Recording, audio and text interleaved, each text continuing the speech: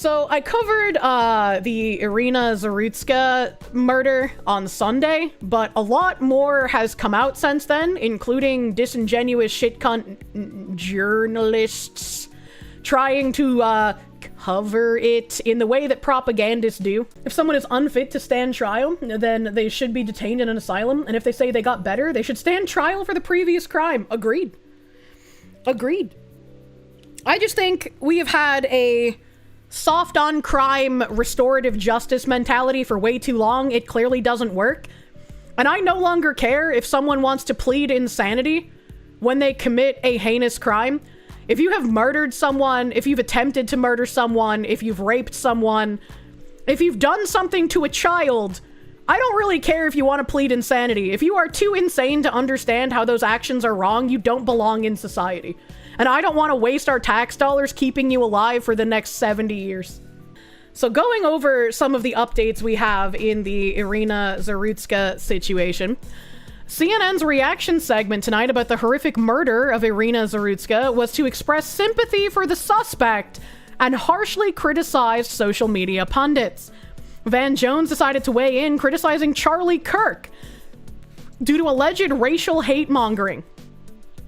He claimed that there is no evidence showing the subject did it because she was white, but during the video release, the suspect explicitly says, "I got that white girl, got that white girl." Van Jones is either knowingly lying or doesn't know the facts. He's knowingly lying. And I do have that here as well. Let me turn off my background music.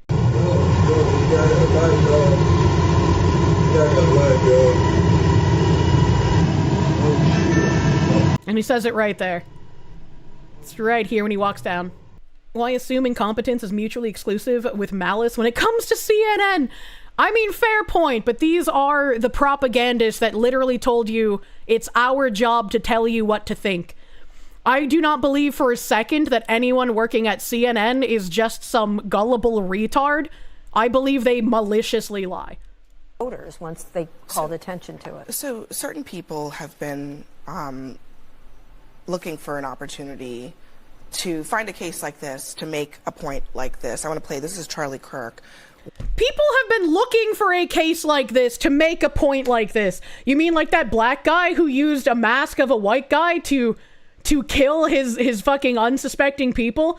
You mean like this guy on the train? We weren't waiting for this. What do you mean? What the fuck do you mean? I could probably pull up like 50 different cases from the past in like 10 minutes. Well, not even. What about this? What about mugshots of Capitol Hill intern murder suspects reveal as manhunt for third suspect? What about this? What about these? What do you mean? What do you mean people were waiting for something like this to happen? Something like this happens multiple times a day, every fucking day.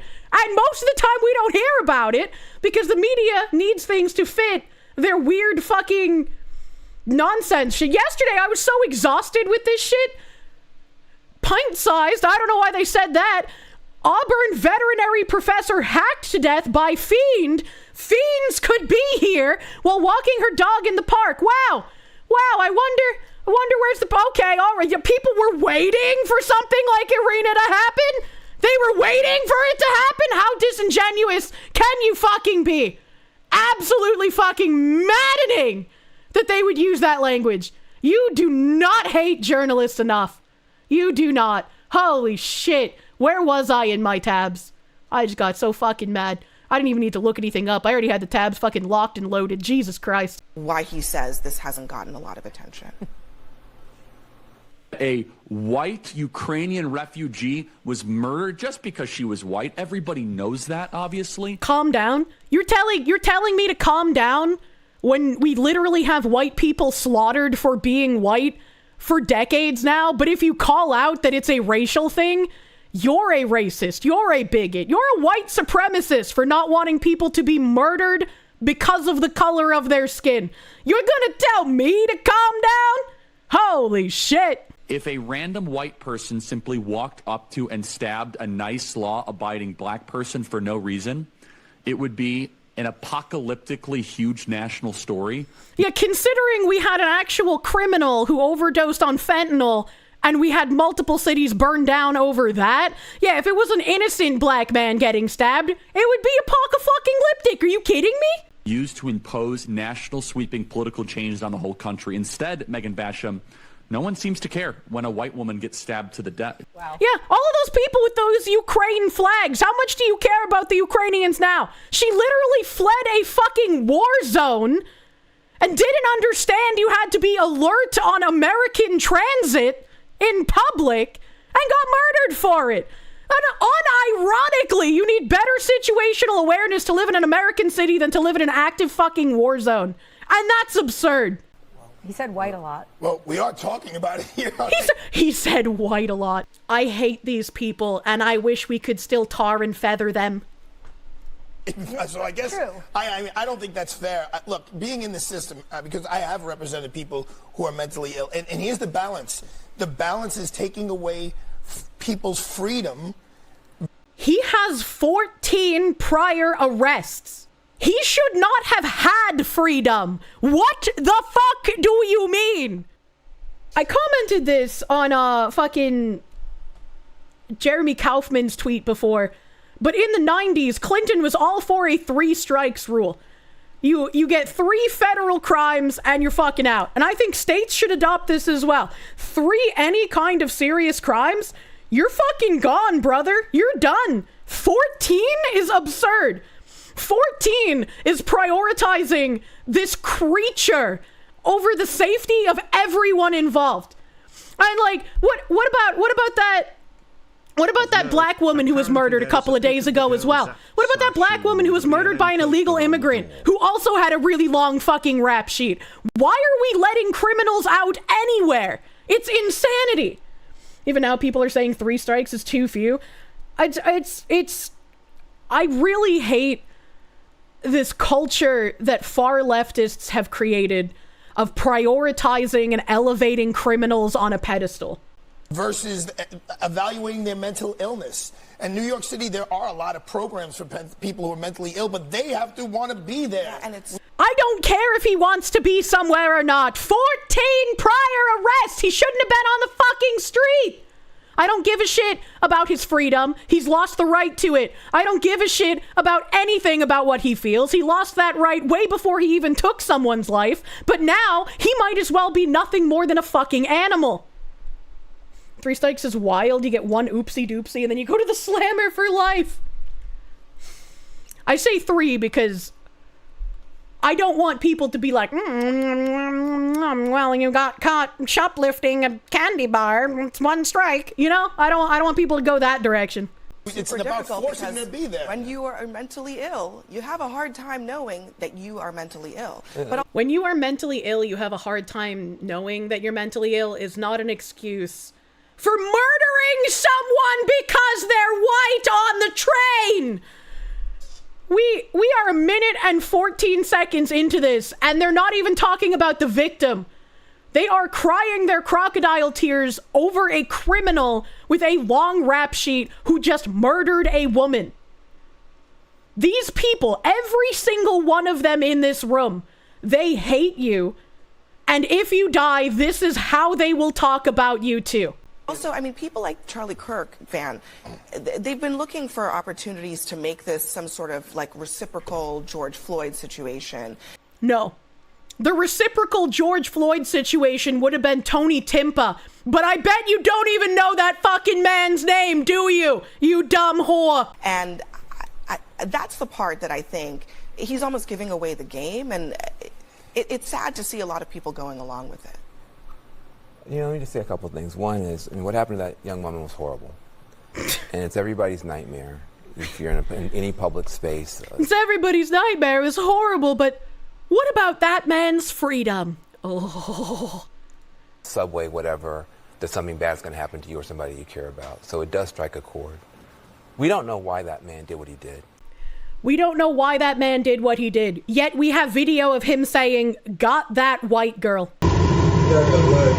You can never hate these people enough. No matter how much hatred you think you have for disgusting, vile creatures like the people on my screen right now, you will never hate them enough.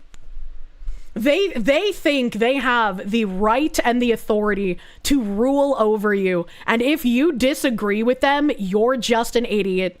And for Charlie Kirk to say, we know he did it because she's white, when there's no evidence of that, it's just pure race mongering, hate mongering. Yeah, it's wrong because they've tried to carefully craft a narrative that's the other way around. Even Fox News was statistics posting the other day, showing the difference in statistics between black on white crime and white on black crime. And it's not even fucking close, baby. Wow, imagine that.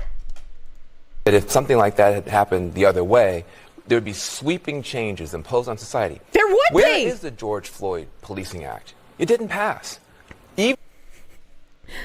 Because it wasn't about passing a policing act. It was about being able to strike fear into the average citizen. It was about burning down cities. It was about burning down other black people's businesses that they worked their entire lives for. Because Black Lives Matter is not for black lives. They don't give a shit about black people. They cared about enriching themselves and pushing Marxist ideology. What the actual fuck do you mean? What the actual fuck am I listening to? I hate CNN. Even when you had a white police officer murder a black man on live television, the whole world saw, there were no sweeping changes. In fact, not one law was passed at the federal level. So that's... And you know what's crazy? During all of that rioting and burning down cities, there was a singular protest that I highlighted. I can't remember if it was in Virginia or if it was in DC, but it was Americans of all colors marching together while armed against police brutality in general. Nothing about George Floyd, nothing about Black Lives Matter. This has happened way too many times. They talked about Tony Timpa. They talked about the guy that was told to do the hokey pokey. I can't remember his name, and he ended up getting shot anyway. They talked about a lot of instances of police brutality that weren't just the focus of everyone burning down the cities. Daniel Shaver, thank you, chat. Thank you, chat. I think that's an important thing to point out. The other thing is, you mentioned the thing about cashless bail. I think this is a big challenge that we have. Would you have felt better if there had been cash bail and the mom had come and put down $1,000 to let him out? No, why should he have been given bail? He shouldn't have been. 14 fucking times! God damn.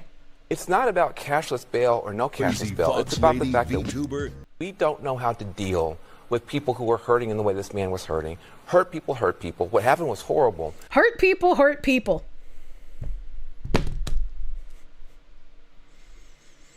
He just murdered a woman in cold blood in a couple of seconds on a train while she was on her way home from work for being white. And he says, well, hurt people hurt people. How can we help the mentally ill? They want to help the mentally ill by letting career criminals back out on the streets where we have to deal with it, because they're not going to have to deal with it. They know they're not going to have to deal with it. That's an us problem. We're the plebs who have to deal with the repercussions of their virtue signaling. But it becomes an opportunity for people to jump on bandwagons. And then for someone like Charlie Kirk, he should be ashamed of himself. No one mentioned the word race, white, black, or anything except him. What people mention is the horror of what happened to this young woman. I don't want to hear that shit after the summer of love. I don't want to hear that shit after fiery but mostly fucking peaceful, you disingenuous cunt. Moving forward, The Blaze put out some more footage. Horrifying footage of the career criminal who stabbed Ukrainian refugee Iryna Zarutska on the train. This is the future Democrats want for America. I'd say there's probably some Republicans in there that also want this future. You know, I would say some of them are more likely to walk in lockstep rather than actually stand up for what's right. But that Sam Hyde quote, it lives eternal, man. I don't care what you think about Sam Hyde. If you don't like him, if you have beef with him, whatever. Remember, when we win, these people want you broke, dead, your kids raped and brainwashed, and they think it's funny. So she gets hit. This guy in the middle stands up, and it's like, huh, that's interesting that everyone sitting around this woman who just got stabbed is also the same race. I don't know. It's interesting. He gets up, looks at her, leaves. She's crying. She's looking around. This woman looks at her, also gets up. The man behind her also gets up. None of these people stopped to help her. None of these people even asked if she was okay, despite the fact that that man just got up. Even if they couldn't tell that she got stabbed, it still looked like he hit her in the face. Not a single one asks if she's okay. Why would they? Yeah, we have been trained in this country to not care about each other. You wish we wouldn't get punished for wanting to help in these instances. You wonder. There are some people who came to help her later, but none of the people that were sitting around her. Worst part is that Daniel Penny set the precedent that no matter how justified are your actions, they will, or trying to protect people around you from maniacs will result in legal warfare. Yeah. And I said that's entirely by design. That's entirely by design. If we see heinous actions being carried out in front of us and we don't try to help people, if we villainize the heroes that do try to help, eventually everyone will be insular and callous and no one will help anyone when they're in trouble. And that is a terrifying prospect. I don't want to live in communist fucking China. And then we have Politico here saying Ukrainian refugee killed in North Carolina gets dragged into political messaging war. Dragged into political messaging war? You mean like when all of us were being told we can't leave our fucking houses unless you're rioting for Black Lives Matter because racism is a more fucking purveying threat than COVID? Are you kidding me? Are you dragged into the political messaging war? You cannot hate these people enough. You cannot hate propagandists enough. There's another one, Axios. This is a second tweet from Axios. The gruesome video of the fatal knife attack on Iryna Zarutska, at least they fucking said her name, on a light rail car in Charlotte is drawing attention from MAGA influencers seeking to elevate the issue of violent urban crime and accuse mainstream media of undercovering shocking cases. We don't have to elevate the issue of violent urban crime. They do that by themselves very well already. And it's not an accusation if mainstream media literally does undercover, underreport, and then try to justify shit like this happening. You gotta be fucking kidding me. And this lady posted a screenshot from the Axios article that says, the big picture. The rising number of surveillance cameras in public spaces, including on Charlotte's light rail, has become a big accelerant in these cases. The video is easily shared or leaked and can instantly pollinate across social media, a visual counterpoint to statistics showing crime decreases. I don't give a fuck about your statistics showing crime decreases because people are reporting crime less and DAs are letting violent criminals fucking go. I do not care in the face of someone being murdered in cold blood because of their fucking race. That's insane to me that someone would write this down and their editor would let them publish it and they believe they're the good person. And then the kicker here, the kicker, them saying the video is easily shared or leaked. The problem here is the number of cameras in public that catch this stuff. We don't want people seeing what really happens. Do you remember the left clamoring for body cams on police officers because they thought that the body cams would show how widespread police racism and brutality was? And in fact, it showed the literal exact opposite, in that most of these people that they try to lie and say are just gentle giants getting their lives together, going to church, going to university, actually start attacking the cops before the cops defend themselves. Do you remember how many people have been posting screenshots of body cam footage with people looking absolutely feral? Do you remember my ass getting attacked as a racist for making a facial expression joke because people don't want to acknowledge the attacks that happen on body cam? You're not allowed to notice. You're supposed to just sit there and get murdered and fuck you. They're not against the surveillance state. They're against the transparency and accountability. They want a surveillance state where they are the ones surveilling and carefully cherry picking what gets sent out to the public in order to frame a narrative.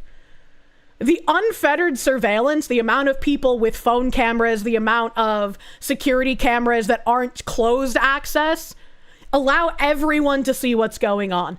And this is why when the riots happen, I like watching live streams of people on the ground. I don't care if the people live streaming are participating in the riot, are for the riot, they're with Antifa, they're against Antifa, they're some random fucking streamer. I don't care who they are. Each individual person that is live streaming on the ground in a riot is an important person. Because that's one less thing that the media can misconstrue and cherry pick and lie to you about. And I remember before the Summer of Love riots, I posted links to like D-Live and shit in my Discord, and I was like, hey, the media is probably going to do another fiery but mostly peaceful here. Don't believe it, but also don't believe me. Watch the fucking riots for yourself. And I remember after that night, there was a guy that got trapped in a gas station, and that gas station was set on fire. That guy didn't come out. And lo and behold, the next day, everyone was like, well, the protests are mostly peaceful, and there's a small group of people that get violent, but we shouldn't let that small group of people take away from the greater good of the message. And there were actually some people in my Discord who didn't watch the riots, who were agreeing with the mainstream media's narrative painting. And it's just infuriating. It's just infuriating. I am tired of the don't believe your lying eyes narrative. I am tired of people noticing things being demonized. We have Orrin McIntyre, quote retweeting, the problem is never the disproportionate racial violence against white people. The real problem is white people noticing. This is a short video that Orrin McIntyre's quote retweeting here. A black man murdered a Ukrainian refugee and proclaimed he got that white girl. CNN, the open racism on sites like X today, it's eye-popping. And I think the racism of being martyred for your race is way worse than people asking questions about possible historical fallacies. Really, over the weekend, Elon Musk, Charlie Kirk, other Trump-aligned figures succeeded in making this senseless death a symbol of big city crime. We heard President Trump asked about it yesterday when he was heading home from New York City. He didn't seem to know much about it. He said he would get briefed, and then today, Trump did know all about it. That's exactly what has happened here. This story has trickled up from local news to social media and now to the president's attention. And it's being used, as you said, Brianna, as a political symbol, with MAGA media calling for more forceful punishments. And because more forceful punishments are needed. I don't think any one of these people should ever be taken seriously when they talk about it being used for anything political after the Summer of Love. Like, I just don't want to hear it. I just don't fucking care. I really don't care, Margaret. Yeah, I feel like not wanting someone with 14 prior arrests to be roaming the streets is not a very hard ask. And making it out to be like, oh, well, that's a politicized and possibly racial take. It's like, no! Anyone with 14 priors shouldn't be on the street. I just fucking cut that. Anyone with 3 priors shouldn't be on the street. Anyone with even one arrest, if it's like an attempted murder or a rape or an actual murder or something like that, they shouldn't be out on the street either. Forceful measures are a deterrent to crime. Yeah, you need to be forceful. You need to be. Phoenix DS, thank you for the Canadians. The truth hurts the communist news network's narrative. It truly does. He admitted it was a senseless death. Yeah, that's the one caveat we get. More incarceration. I have to say, some of the replies to Musk, some of the comments around this story are baldly racist, stoking fear of African Americans because this man attacked a white woman. The open racism on sites like X today, it's eye-popping. Yeah, I'm not really going to give a shit about any open racism until we can have an honest conversation about why white people are targeted and killed for the color of their skin, when we've been told for decades it's the other way around when it's actually not. You know, until we stop saying white supremacy is the most dangerous thing facing this country, newsflash, it's not. Everyone makes fun of white supremacists. No one takes them seriously, right? Until we can start being honest about what's happening, I don't really give a shit about what people on CNN are claiming is racist. But there are also legitimate questions about this so-called career criminal, someone who had been a repeat offender. And those questions, I hope they're not lost amid all of the cesspool kind of comments on social media. Go fuck yourself. You will never hate journalists enough. Fucking so fucking called. I know. Alright, that's insanity, dude. We have Ben Shapiro talking about the situation here as well. Unfortunately, Jesse, I think it's perfectly obvious why the media deep sixes this particular story. And the answer is perfectly obvious when you look at the races of the people. Can I just say, this man, his talking animations, right? His rigging is kind of off, chat. I feel like Ben Shapiro's rigging is stiffer than most 2D models. People involved. If this had been a black victim and a white perpetrator, then it would have led the news nightly for months on end. You would have had riots in the streets. If it's and he's completely correct. And anyone who says he's wrong is just outright lying to you. Reverse situation, the media will completely ignore it because it doesn't match up with their preferred narrative of a white supremacist country that is cracking down. He's a BNG tuber. That's true. He's just using a Fugi right now. Ben Shapiro can't afford better rigging. On black people, even though statistically speaking, obviously the vast majority of crime is intra-racial, meaning white on white or black on black. Black on white crime on a per capita basis is significantly higher than white on black crime. That does not match up with the media narrative about white supremacy in the United States. Do you also feel like they're sensitive to being called racist by their friends, family, and colleagues for highlighting black crime? Yes. There's no question about it. How many years has it been where we have to make noticing jokes because you're not allowed to talk about statistics? Because if you do, you're racist. That in the echo chamber that the legacy media live in, if you even mention black on white crime, then you are immediately seen as racially discriminatory in some way. I'm glad you said the it. Basic idea on the left is that white against black is really the story of America, as opposed to blacks committing crimes against white people. To even mention that is to undermine the entire narrative of the 1619 Project, for example. By re-releasing these people out into society after 11, 12, 14 prior arrests, isn't there something about self-preservation? The judges and the DAs alone, why would they do that? Why would they turn these people loose over and... Fox News has an in-house rigging and tracking system because they're corpo. They haven't updated it as quick as Indies. I like that.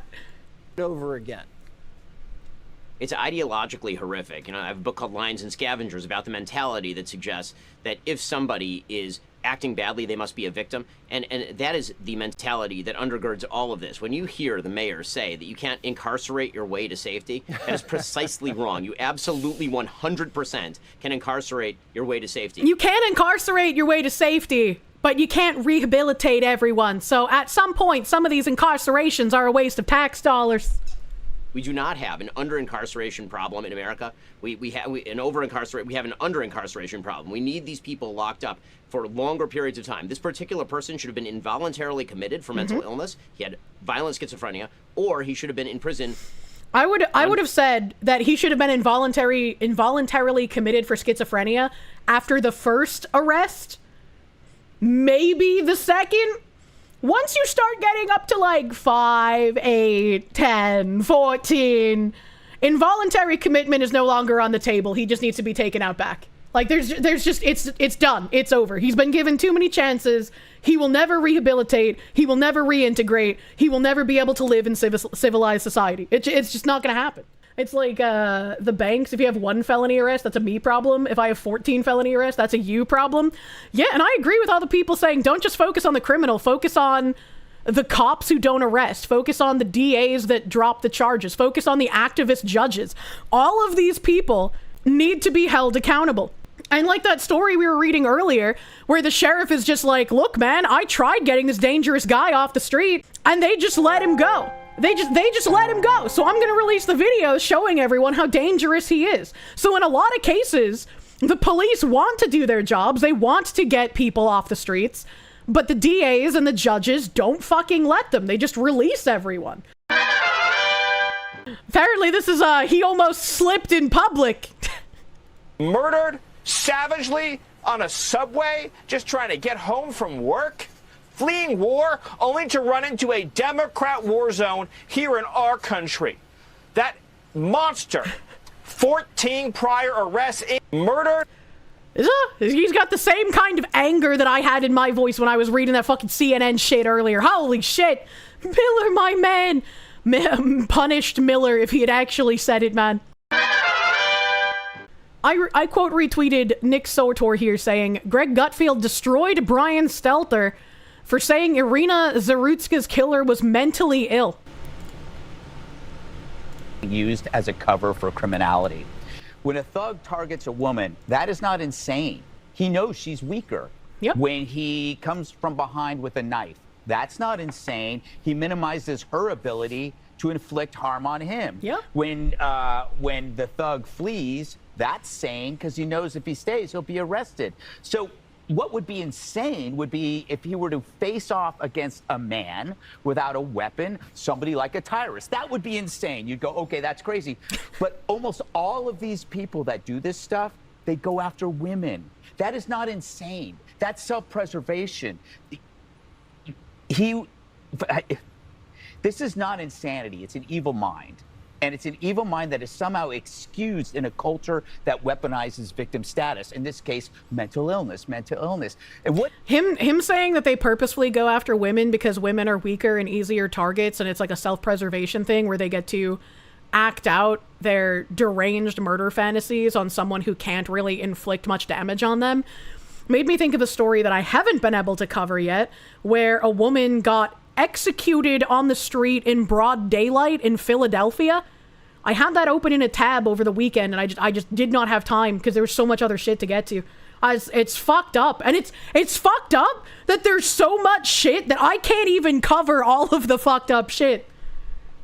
What is it about a society that contributes to this? And I say this based on my own personal evidence of being on city streets every single day in New York, that when a homeless person is shouting at people, he's not shouting, I really made a mess of my life. Boy, I really screwed up. No. His mental illness, that's not what letting him get excused. We all know why. Yeah, but we haven't made it to reality yet where we can talk completely honestly. You know, once we can drop all pretense, that means that cancel culture is truly finally dead. Aggression is purely blaming other things and other people. He blames the world, he blames people, he blames you. So we're living in a progressive ideological nightmare where the worst in society is empowered by a sense of victimhood. So when this happens, they will still get people like Brian Stelter that says, oh, be careful of the racism, or other people saying, you know what, we really need to be concerned about our services to the mentally ill, which may or may not be true, but he's not mentally ill. He needs to be executed. Yes. Lastly, I asked Grok for a conservative count of the number of times the George Floyd video was played, looking at tweets and social media, Instagram, news networks. It came to a conservative number of 975 million times. That is not counting retweets. So that is a snap. This is like the people who typed in like George Floyd and then Iryna to different news outlets' websites, and they would get like tens, if not hundreds of thousands of hits for George Floyd and then 0 for Iryna.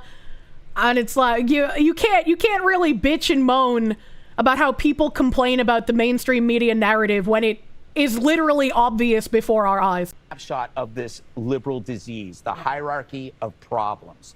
The media and politicians, people like Stelter, implore you not to cover one problem, but to amplify another one to a destructive degree that leads to riots, leads to dozens of deaths. But do not cover this other thing because that is racist. And if you cover that other thing, you might increase the levels of racism. How many times have we heard that out of places in Germany or France or even here in the United States? I think Grums retweeted an article from like 2017 where like the California Transit whatever was like, oh, we can't release the crime statistics because that might make people more racist. And it's like, I don't give a shit if releasing footage or statistics makes people more racist. That's not the problem. You shouldn't be worried about the levels of racism rising in direct result of crime happening. You should be worried about the level of crime happening.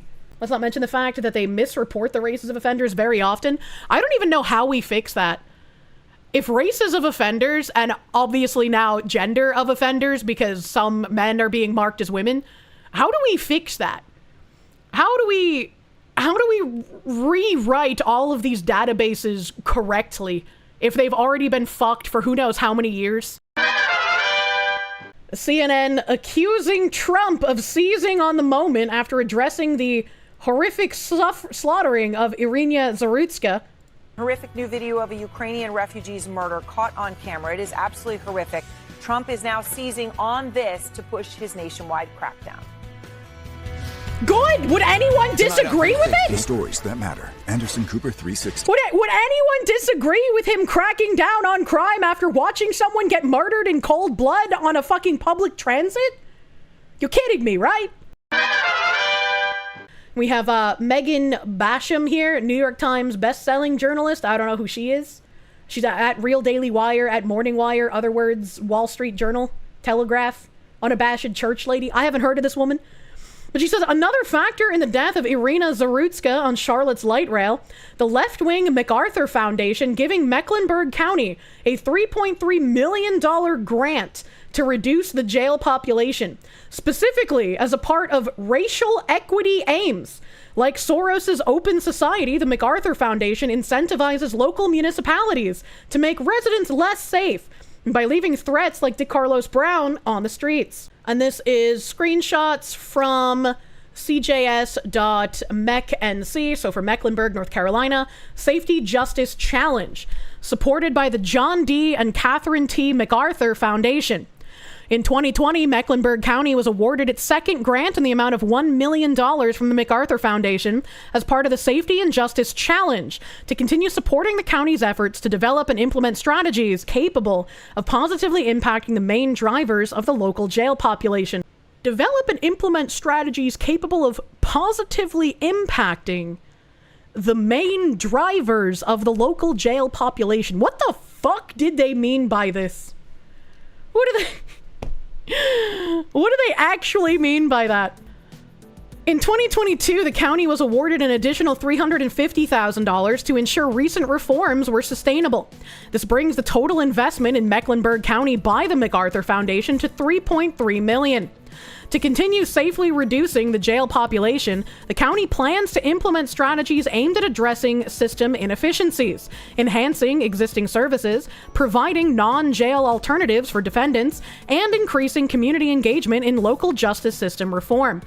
This will include enhancing services provided to defendants pre-trial, implementing more meaningful first appearance hearings, and improving case processing, and partnering with residents to identify and implement community-led programs and policy interventions.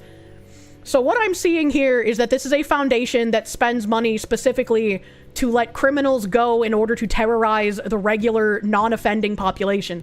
Now, why would they want to release more criminals to terrorize the regular people? Between 2014 and 2017, Mecklenburg County reduced its jail population by 11%.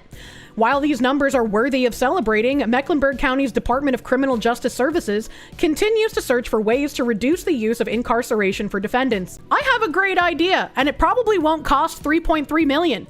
Instead of incarcerating some of the more violent and vicious felons, how about we just death penalty them?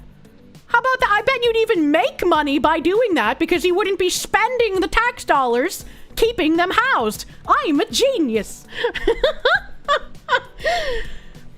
Too often, a jail stay depends on an ability to pay. Although we've increased the use of non-financial conditions of release, jail stays still too often are associated with financial capabilities. Yeah, I just don't think that if someone has murdered someone or attempted to murder someone, they should even be offered bail. Like, I don't think that should even be a thing that happens. Death penalty is more expensive due to red tape. That's only if we let them sit in prison for like 50 years before we finally carry it out.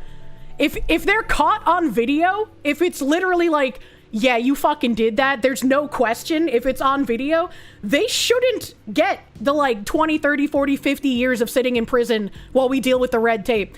If it's on video and there's no questions about it, a slam dunk, get him executed within the month, man. We can do it. We have the technology. For example, an analysis of data from January 2020 to December 2022 indicated pre-trial release and length of stay are main drivers of the jail population. The average pre-trial jail population alone was 68% of the total average daily population. Well, it sounds like we need more people to look at some cases and get people out of the streets and into the prisons. Despite making up approximately 47% of the local population, African Americans and Hispanics make up 82% of the jail population. You're telling me that an official government website is despite posting?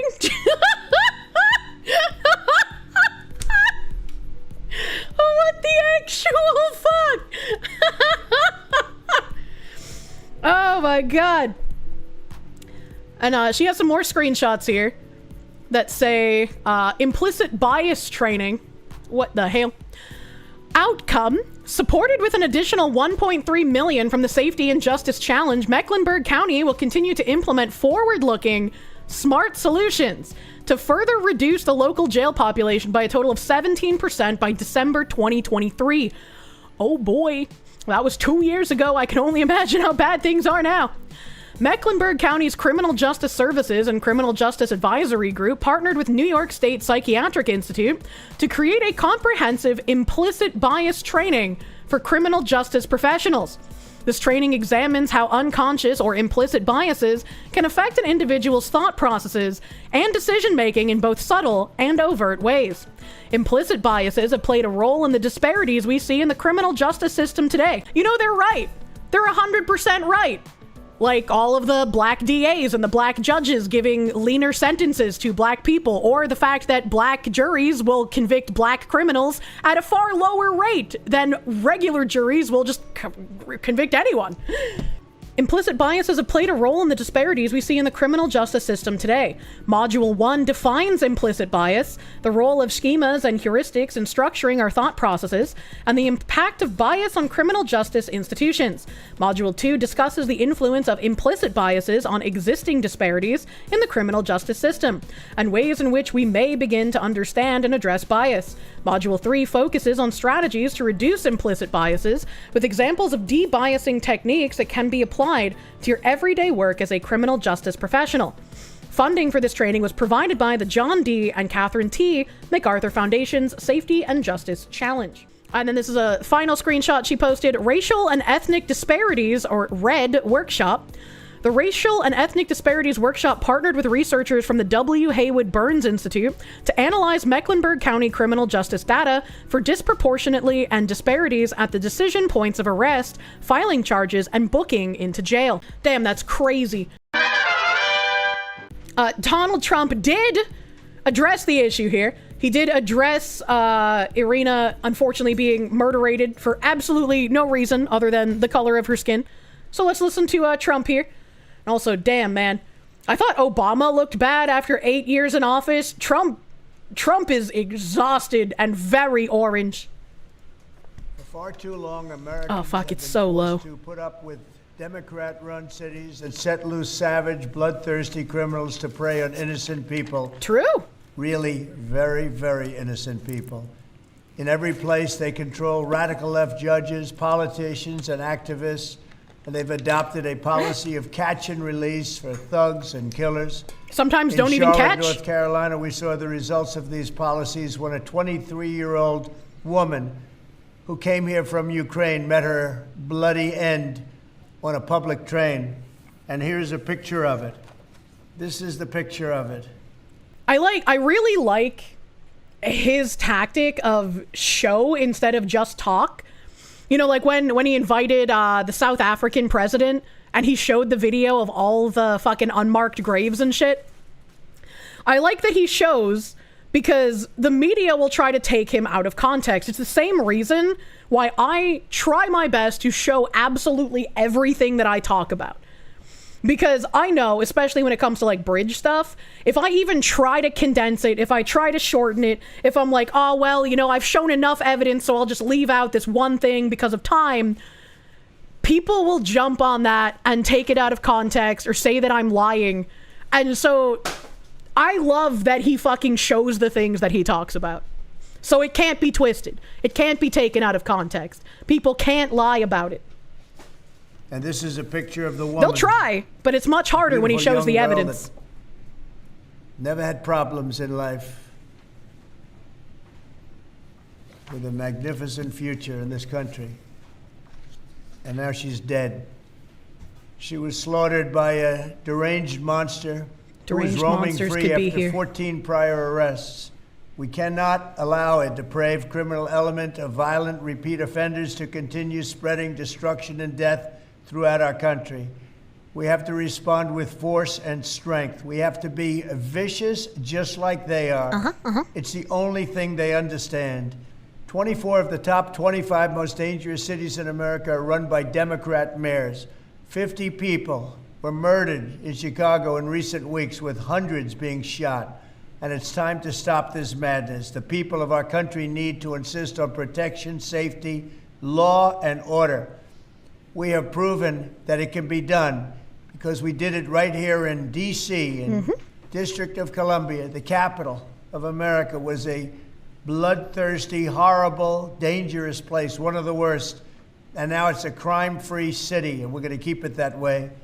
It can be done. It can happen fast. All we want is, please, Mr. President, we need help. Chicago needs help. Other cities need help. We'll do what has to be done because we're going to make America safe again. And that includes our big cities. We're going to make those cities safe. And I certainly fucking hope so. I certainly fucking hope so, because we all know that the mayors and the governors and everything, they're going to take this opportunity to shit on him and call him a fascist and say he has no right to come in and try to clean up our cities. And, you know, I said that. Hold on, let me bring up a tweet because it has some fucking hilarious responses. I said that in response to Governor Pritzker in Illinois complaining about Trump coming out. And I was like, God damn, I didn't even like check back at my tweet until this morning. But apparently in my replies are a metric fuck ton of like seething progressives.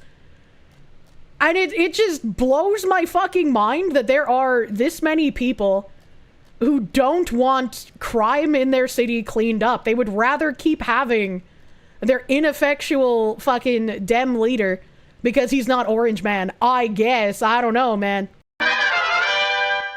He said, the president of the United States is threatening to go to war with an American city. This is not a joke. This is not normal. Donald Trump isn't a strong man. He's a scared man. Illinois won't be intimidated by a wannabe dictator. And I just like, as like a throwaway comment, I didn't even think. I was just like, yeah, maybe if you cared more about your constituents, you wouldn't have to come clean your shit up for you. As a send tweet, forget about it. And apparently, people in the comments went fucking crazy. Oh, this guy, Truth Nuke. Hell yeah. VTubers engaging with politicians is something I wouldn't have predicted 5 years ago. True and real. First impression instantly followed. Hell yeah. Simp? Yeah, what about it? Get real, beta male. She doesn't want you. LMFAO. What? We're talking about politics. How did this go from like someone being like, yeah, I like the cut of your jib, lassie. Dude probably doesn't even know I'm a woman. And he's just like, yeah, you know, I'll follow this shit. He's like, yeah, I don't really care that much. You cared enough to get defensive about it. Like, it's just like they're so fucking angry for some reason. Someone else was like, yeah, what years of porn does to a motherfucker? If following someone for political reasons is what porn does to a motherfucker? Question mark? Here's someone actually agreeing. Did somebody get mad in his comments? He said, I agree. This especially hurts since I'm an Illinois native, but thanks to the bozos' policies, I can't even move back due to how bad prices and lack of homes there are. Some retard said, I'm an Illinois native too. You should know better than to let this fascist wannabe dictator desire to turn Illinois and Chicago into a military zone. I got some news for you. Oh, the same retard said, he, Trump, is not cleaning anything up with this type of rhetoric, Kirsche. Stay in your lane. But this is my lane. What do you mean? This is literally what I do, brother. This is the lane Kirsche occupied. Look, somebody who I know is there and nowhere. You, when a VTuber expresses an opinion you don't like, it's an amazingly uninformed and stupid opinion, especially since Kirsche doesn't even live in the U.S. Not surprising, though, given that she's dog-whistled about this type of shit before for clout and grifting purposes. Yeah, you know, me with the Bostonian accent. I'm actually secretly from South Africa. Listen to my Boer accent, chat. Bunkerland not in the US confirmed. I wish I could speak whatever language they speak in India so that I could make a really funny joke right now, considering how many right-wing accounts on Twitter have been outed as being Indians. God, that would be so fucking funny. I knew it, Foxy was a spy. Their language isn't called Indian. I think they write in Sanskrit, maybe, but I don't think that's what it's called when you speak it. 120 languages in India. Fuck, I can barely speak English. That's too many. What the actual fuck does this guy mean? Especially since Kirsche doesn't even live in the US. Like, for as much as Reddit lies about me, at least even Reddit knows I'm a fucking burger person. Come the fuck on.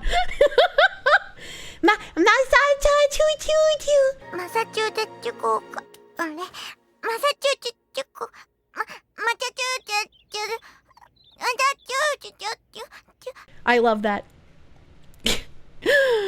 Oh my god. Like, the time she was going on about the great replacement theory or whatever, I thought it was stupid too, until I looked up what the most popular name for baby boys in England was in 2023. It was Muhammad. Then everything made sense. Well, you know, you can't quote leftist politicians or else you're racist. You realize that Muslims growing in number isn't necessarily due to immigration, right? Young people are converting to Islam for religion. And guess what? Young people have kids. In what fucking timeline? In what timeline are our young people having kids? Trying to connect recent waves of immigration to overall replacement isn't at all accurate. Oh my god. Don't even try to pull the conversion card. Yeah, you know, I was talking with Jesse, Mo, and Steven at work, and they all converted to Islam. In this economy? Yeah, right? Yeah, right? Oh, man. By all means, let's ignore the anime, other profile pictures who have actual concerns for this country. What? Anime people helped get Trump elected, all right? You should be thankful for our meme magic. Fucking shocking news. VTuber has shitty, uninformed grifter opinion. What? There are barely any VTubers that, like, talk about politics as often as I do. You obviously haven't watched any of her streams. This could be pro or anti-me. No one said it's illegal to grift, but yes, she does do grifting a heap. It's like her entire shtick on streams.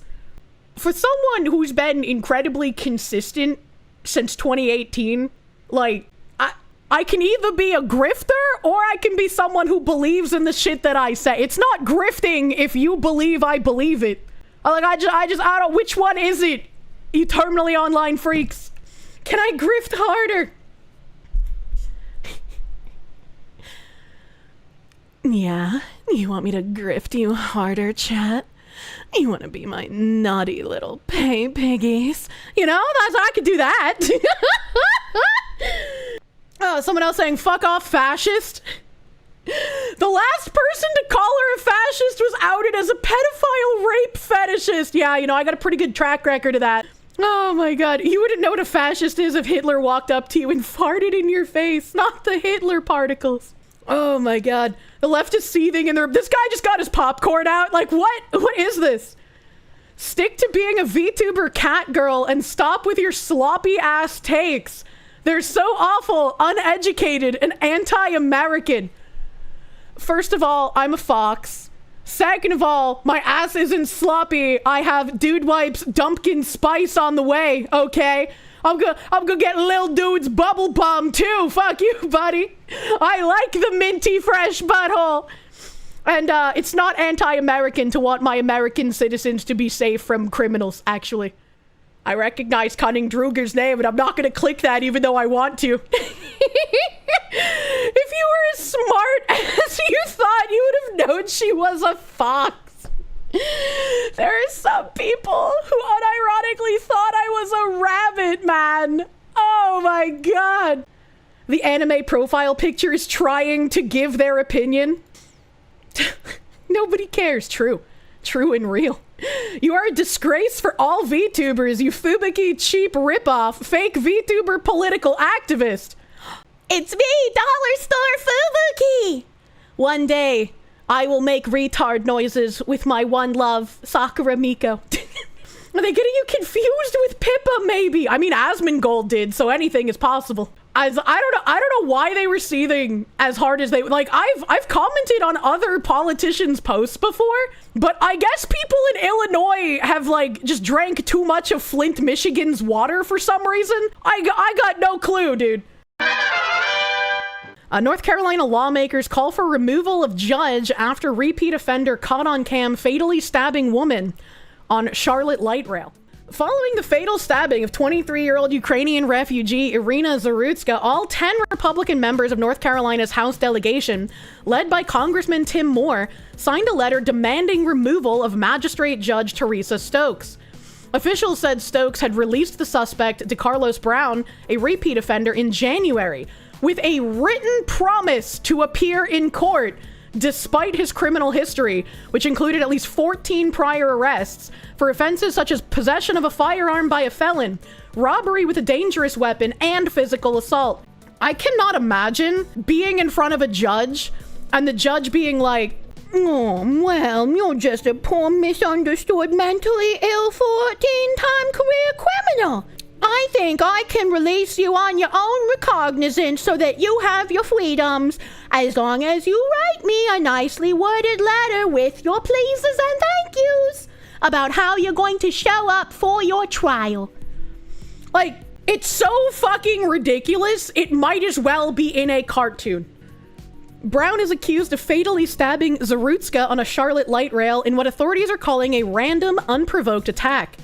North Carolina's justice system failed Iryna Zarutska. She came to Charlotte looking for safety and a better life, but instead she was brutally murdered by a repeat offender who never should have been let back on the streets, said Rep. Moore. Judge Stokes had the chance to protect the public and chose not to. It's clear that she's unfit to hold this consequential position and should be removed from the bench immediately. Tuesday's letter, sent to Chief District Court Judge Roy Wiggins, claims Judge Stokes showed a willful failure to perform her duties by releasing Brown on a written promise to appear. It also calls for a review of Stokes' prior bond rulings. Magistrate judges in North Carolina are appointed, not elected, and are responsible for early-stage decisions like setting bond. Unlike higher-level judges, authorities stated that they aren't required to hold law degrees. That seems really dumb. Critics said that this case highlights a serious flaw in the system. Well, yeah, it does. What happened on the light rail in Charlotte is a tragedy that never should have happened, said Representative Addison McDowell. Teresa Stokes has failed the people and must be removed. She's proven she can't do the job and has lost the trust of the public. Surveillance video shows Brown attacking Zarutska without warning after sitting behind her on the light rail. The murder has prompted action at both state and federal levels, with officials reviewing transit safety policies and bond decisions. Even the White House is weighing in. President Trump called the attack horrible, and the U.S. Transportation Secretary Sean Duffy said the Department of Transportation will investigate Charlotte's public transit system for potential failures. A North Carolina magistrate judge is under fire for allowing a schizophrenic repeat offender to walk free without bond 7 months before he fatally stabbed a Ukrainian refugee on a Charlotte light rail train in an unprovoked attack that horrified the community. Magistrate Judge Teresa Stokes released DeCarlos Brown Jr., 34, on January 21st on a written promise to appear, after he was arrested on charges of misusing the 911 system during a police welfare check. Brown, who is homeless and diagnosed with schizophrenia, told officers he believed man-made material was implanted in his body, controlling his movements. He had been arrested many times previously. When officers advised him it was a medical matter and left, Brown became agitated and called 911 again, prompting officers to arrest and charge him with a Class 1 misdemeanor. Despite his violent criminal history, mental illness, and lack of a fixed address, Stokes let him go with no bond required. A defendant worthy of intense scrutiny. Yeah, that's kind of fucking weird. On August 22nd, police say Brown boarded a Charlotte area transit system train without paying fare and stabbed 23-year-old Iryna Zarutska in the neck as she sat alone. She died on the scene. Her family said that she had fled war-torn Ukraine in search of a safer life and a new beginning in the U.S. Even Brown's mother has said the court system failed the community by releasing her son. Damn, that's a good mom. Telling reporters that he had been under psychiatric monitoring after a schizophrenia diagnosis in 2014 and became so aggressive she had to remove him from her home. Even this mom took steps to try and get him committed. And even she, usually you see the parents being like, yeah, he was a good boy, he didn't do anything wrong. But she's like, yeah, no, you guys fucked this up. You guys fucked this up so bad. Brown's criminal record includes an armed robbery conviction in 2014, an assault on his sister in 2021, and multiple other arrests. Critics have blasted Judge Stokes for ignoring his past and releasing him despite clear warning signs. Stokes, appointed and supervised by the chief district judge in Mecklenburg County, is not a licensed attorney or a member of the North Carolina State Bar, although magistrates in the state are not required to be. Under law, magistrates may qualify with a 4-year college degree or a 2-year associate degree and 4 years of experience in a related field. So who fucking appointed her? Who appointed this person? Who put this DEI hire in place? She's a judge with a past in criminal and addiction recovery activism. In the days following the killing, social media users flooded the Facebook page of Second Chance Services Unlimited, a Charlotte mental health provider alleging Stokes worked there.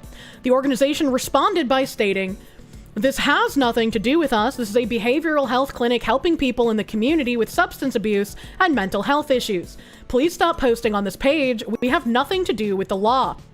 A representative for the Second Chance hung up the phone when asked by the Washington Examiner whether Stokes had worked there since 2023. The group's website is also not currently online, and it's unclear when the page was removed. Stokes' name appears on a now deleted bold.pro profile, listing her as Director of Operations and a magistrate, but that listed role could not be confirmed independently. Yeah, it's really suspicious if she had listed herself as the Director of Operations at Second Chance, and then none of them are willing to say anything, and their mysteriously disappearing website just goes poof. What is verifiable is that Stokes previously co-founded a separate mental health help venture called Pinnacle Recovery Services in 2015, a Michigan-based nonprofit organization that provided housing and recovery services to underserved individuals. According to her LinkedIn account and a previous news report, in 2021 she helped open Wing Heaven Sports Haven, a sober sports bar in Lansing, after losing both a brother and a nephew to overdose, according to a local Fox affiliate. Legal experts who spoke to the Washington Examiner said that even absent verified current ties to Second Chance, Stokes' advocacy background raises serious concerns about the appearance of conflicts when ruling on mental health-related cases. Online critics, meanwhile, are calling for an investigation into whether Stokes benefited from her jurisprudence, such as releasing Brown with no bond requirement despite his well-documented criminal history. Magistrate Judge Teresa Stokes freed DeCarlos Brown Jr., a 14-time criminal who went on to butcher Iryna Zarutska. Stokes is also listed as the Director of Operations at Second Chance Services, a Charlotte clinic for mental health and addiction. Very interesting. There should be a law against no law degree judge. I feel like you should have a law degree. That's crazy. Josh Stein, the governor of North Carolina, had more condolences for a career criminal who overdosed on fentanyl than for Iryna Zarutska. So back in 2020, Josh Stein said, "My heart aches for the family of George Floyd. His death was so senseless and wrong, the actions of the officers so heartless and cruel. Like so many of you, I have experienced the range of emotions from outrage to anger to profound sadness to resolve so we can stop this from happening in our country.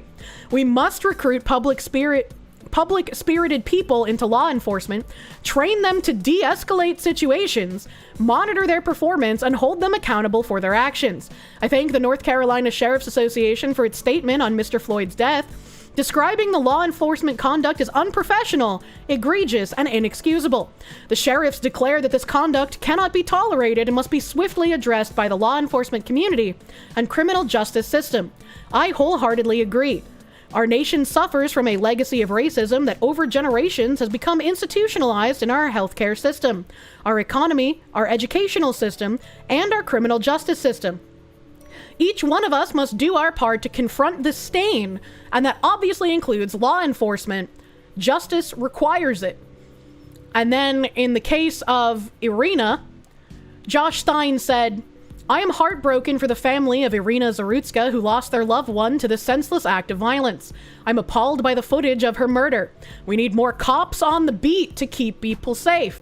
More cops is gonna do jack shit if your corrupt-ass judges keep letting them fucking go. What is this nonsense, dude? That's why my budget calls for more funding to hire more well-trained police officers. Ah, yes. Give me more money for more programs so that the judges can release them anyways and it's not going to matter because that money is going to end up in our pockets."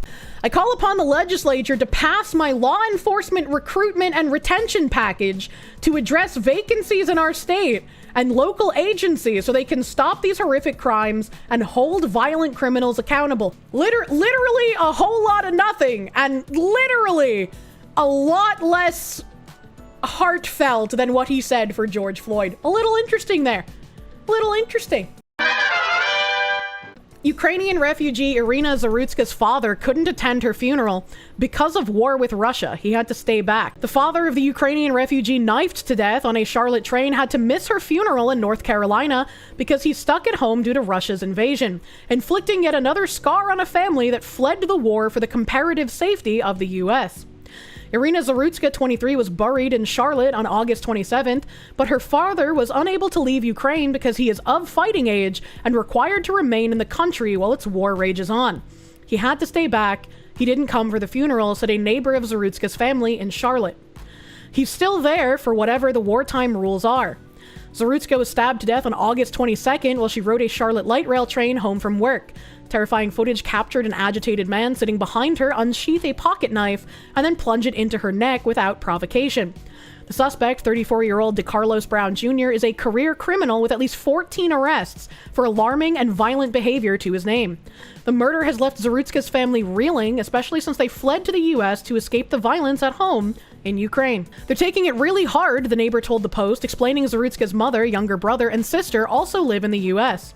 She was sweet, the whole neighborhood loved her, everyone loved her here, she did a lot of pet sitting for neighbors. She was a good, sweet person, the neighbor added. A glowing obituary for Zarutska described her as a talented artist who had dreams of becoming a veterinary assistant. She shared her creativity generously, gifting friends and family with her artwork. She loved sculpting and designing unique, eclectic clothing that reflected her vibrant spirit. Iryna will be remembered for her kindness, creativity, and the lasting impression she left on everyone she met. Her absence leaves a deep void, but her spirit will forever remain in the hearts of those who loved her. Her murder sparked outrage over the limited coverage it received, and for a statement, Charlotte Mayor V. Lyles released afterwards calling for compassion for the killer. This is a tragic situation that sheds light on the problems with society safety nets related to mental health care and the systems that should be in place. Lyles told WSOC-TV, adding that Brown was diagnosed with schizophrenia and needs to be treated with the same compassion, diligence, and commitment as cancer and heart disease. Those who are unhoused are more frequently the victim of crimes and not the perpetrators, she added. I don't know how anyone can say shit like this in the face of someone being murdered. I do not understand how your worldview and your morals and your brain just get so fucking warped that you have more empathy for a criminal than you do the person who was fucking murdered. Like, it doesn't make any sense. These people are filled with nothing but fake compassion. They pretend they have it. They skinwalk as people who don't understand real emotion. Brown has been charged with murder over the killing. He previously spent 5 years in prison for a 2014 armed robbery and was arrested within 5 months of being released in 2020 after he assaulted his sister. Before Zarutska's murder, he was most recently also arrested in January for misuse of the 911 system when he called the emergency line on police doing a welfare check on him. He was let go without bail on a written promise that he would return for a hearing. Zarutska's neighbor thinks the way officials handled the situation has been a major failure. It's insane. The mayor's initial release basically just talking about the animal that did it, like the sympathy and empathy was there for him, he said. The first release, she didn't even say her name. She said the young lady or something. It's wild. Once you learn that these people talk this way on purpose and it's not an accident, it's less wild and it's more infuriating. Update 3 hours ago from the stabbing. God damn. Already an update. That's crazy. The Justice Department on Tuesday filed a federal criminal charge against the man accused of the deadly stabbing of Ukrainian refugee Iryna Zarutska in Charlotte, North Carolina last month.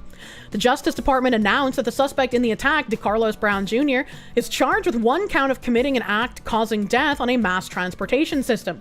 Iryna Zarutska was a young woman living the American dream. Her horrific murder is a direct result of failed soft-on-crime policies that put criminals before innocent people, Attorney General Pam Bondi said in a statement. I've directed my attorneys to federally prosecute DeCarlos Brown Jr., a repeat violent offender with a history of violent crime, for murder. We will seek the maximum penalty for this unforgivable act of violence. He will never again see the light of day as a free man. Why are you not seeking death penalty? North Carolina has death penalty. Why are you not seek? The Justice Department said the charge carries a maximum penalty of life in prison or death. Okay. Well, that's good. Federal judges are responsible for imposing sentences after conviction. The attack, which occurred on August 22nd, has garnered increased attention in recent days, with President Trump and his allies claiming the attack shows Democratic-run cities and states are failing to protect their residents, which is true. The most enraging and unacceptable part of the story is that her death was entirely preventable. DeCarlos Brown never should have been on that train that night, White House Press Secretary Carolyn Leavitt said Tuesday. Surveillance footage showed Zarutska entering a light rail car on August 22nd, sitting in a row in front of Brown. 4 minutes later, Brown allegedly, we have the video, pulled a knife from his pocket and struck Zarutska 3 times from behind. Damn. They freeze-framed the video, so I just assumed it was one stab. The fact that apparently the video shows him stabbing her 3 times, and all of those people around her still looked at her, got up, and left, that makes it even fucking worse, dude. Police found Zarutska dead on the light rail with a single stab wound in the middle of her neck and a small cut on her left knee, the affidavit said. Brown was apprehended at the scene. Russ Ferguson, the U.S. Attorney for the Western District of North Carolina, became emotional in the news conference announcing the charge against Brown, who is currently in state custody on first-degree murder charges. This is obviously a horrible, horrible situation, Ferguson said. This is why federal statutes exist. They exist to take care of situations like this because no one should sit in fear when they sit on the light rail. Ferguson said the surveillance video gave prosecutors the basis for federal charges here. The act itself doesn't scream federal crime, he said, but when we started to see the effects of that act and we saw the public saying, we're not riding the light rail anymore, we're afraid to go to the park, that's when my mind and my office started saying, this might be a federal charge. FBI Special Agent James Barnacle Jr. said there is potential for other federal charges in the case. Zarutska's relatives have said the 23-year-old came to the U.S. To escape Russia's war in Ukraine. Justice Department officials said Zarutska was living in a bomb shelter in Ukraine before moving. I hope the family won't mind me sharing, but after Iryna's death, the embassy in Ukraine called and said, we'll help you bring her home. And her family said, no, she loved America, we're going to bury her here. Brown has a long criminal history, including serving 5 years in prison for robbery with a dangerous weapon, and has been diagnosed with schizophrenia, according to the Associated Press. Brown's mother told a local television station she recently sought involuntary psychiatric commitment after he became violent at home, the AP reported. What makes this worse? No one tried to render first aid. I think somebody else said that it was like 2 or 3 minutes before anyone came to check if she was okay, which is, again, crazy to think about, but not surprising because of how damaged our society has become. Kind of neck stabbing, you don't know how much you can do. I mean, you could at least check on her, right?